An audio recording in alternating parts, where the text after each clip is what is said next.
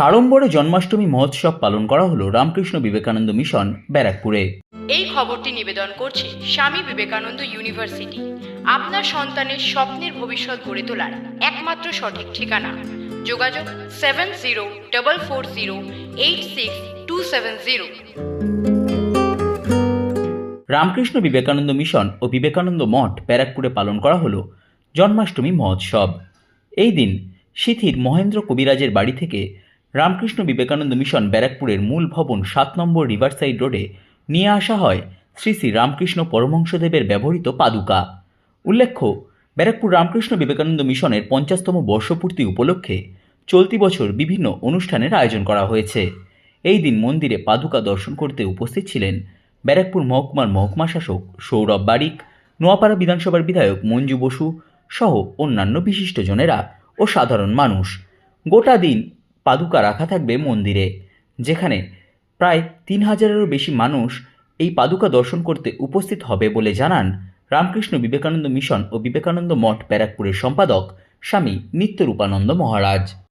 আজ ব্যারাকপুর রামকৃষ্ণ বিবেকানন্দ মিশন বিবেকানন্দ মঠে শ্রীকৃষ্ণ জন্মাষ্টমী উৎসব পালন হচ্ছে।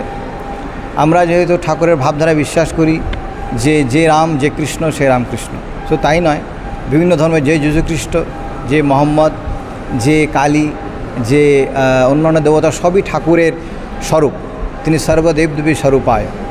তো আমরা আজকে শ্রীকৃষ্ণ জন্মাষ্টমী উৎসবে ঠাকুরের পাদুকা আহ্বান করেছিলাম। এই পাদুকা সিথি থেকে এসছে, মহেন্দ্র কবিরাজের বাড়ি থেকে।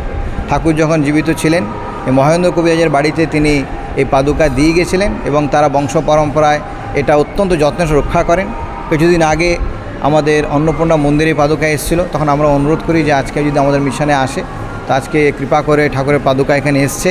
এবং এটি অত্যন্ত গুরুত্বপূর্ণ দিন যে ঠাকুর স্বয়ং কৃষ্ণ, তিনি স্বয়ং রাম। তা আজকে জন্মাষ্টমীতে তার জন্মদিনে এখানে এসছে এবং সমস্ত স্টুডেন্ট, সমস্ত সাধুরা, ভক্তরা এই পাদুকাকে প্রণাম করে পুষ্পাঞ্জলি ধন্য হয়েছে। তা আমি মনে করি আমাদের মিশনের 50 বছর পূর্তি উপলক্ষে এই দিনটি একটা অন্যতম গুরুত্বপূর্ণ দিন এবং আমরা একটা সাফল্যে পৌঁছেছি। আমরা মনে করি ঠাকুরের পাদুকা এসছে মানে ঠাকুর স্বয়ং এসছেন। তার কারণ আপনারা জানেন, রামায়ণে আছে যে রামচন্দ্রের পাদুকা নিয়ে ভরত রাজ্য শাসন করেছিলেন।